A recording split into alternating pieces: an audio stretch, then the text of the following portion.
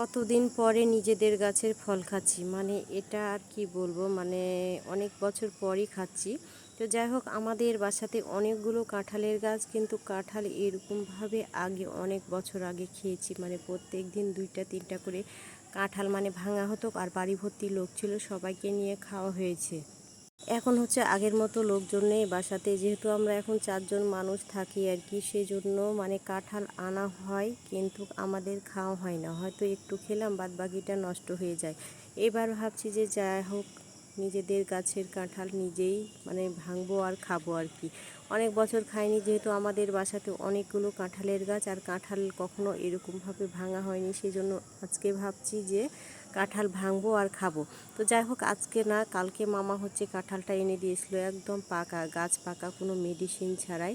কিন্তু গাছে অনেকগুলো কাঁঠাল, কি করার, কিছু করার নাই, যেহেতু বললাম যে একটাই লাগবে, তো একটা কাঁঠাল আনার পর একদিন পর আবার খাচ্ছি।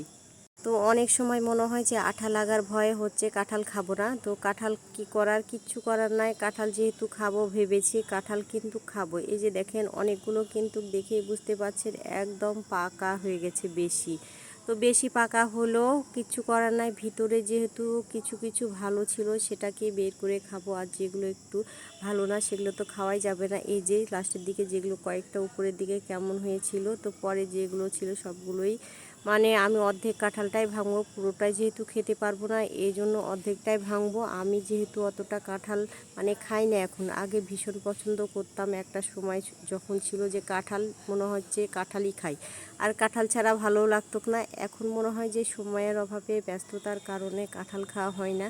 আর আমাদের বাসাতে এত কাঁঠালের গাছ, কি বলবো, মানে কাঁঠালের গাছে প্রচুর কাঁঠাল আসে প্রত্যেকবারই।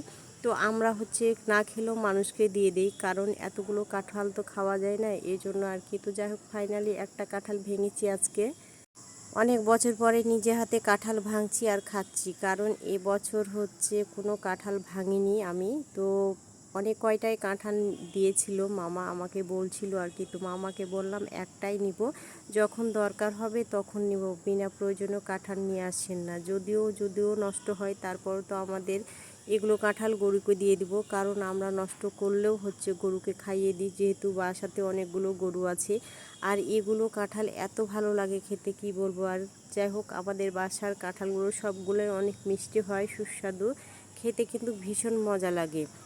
আর এই যে দেখেন, এমন হয়ে পেকেছে, মামা তো আর বুঝতে পারিনি, এনে দিয়েছেও, কিছু করার নাই, মামা যেহেতু এনেছে খাবো। আর এখানে অনেকগুলো কাঁঠালের হচ্ছে রুয়াগুলো ভেঙে নিচ্ছিলাম আমি, আর দেখতেই পাচ্ছেন কত সুন্দর কাঁঠালটা একদম টুসটুসা হয়ে পেকে গেছে। আর নিজেদের গাছ পাকা কাঁঠাল বলে কথা, আর এইরকম কাঁঠাল খেতে কিন্তু ভালোই লাগে, খারাপ লাগে না। আর অনেক দিন পর হচ্ছে আমি কাঁঠাল খাবো নিজ হাতে, যেহেতু এবার বছরের প্রথম কাঁঠাল খাওয়া আমার। তো এবার হচ্ছে বছরের প্রথম কাঁঠাল খেতেও কিন্তু ভালো লাগছিল আর কি, যেহেতু প্রথম দিন খাচ্ছিলাম। তো যাই হোক, আপনাদের সামনে খাইনি, আমি ক্যামেরার পিছনে খেয়েছি আর কি, তো ভীষণ ভালো লাগছিল আর কি। তো যাই হোক, এগুলো কাঁঠালের গাছ, মানে একদিন হয়তো কোনো সময় যদি পাই তাহলে আপনাদের হয়তো শেয়ার করব আর কি, যদিও আমি একদিন একটু হালকাভাবে দেখাইছি ভিডিওতে আপনাদেরকে।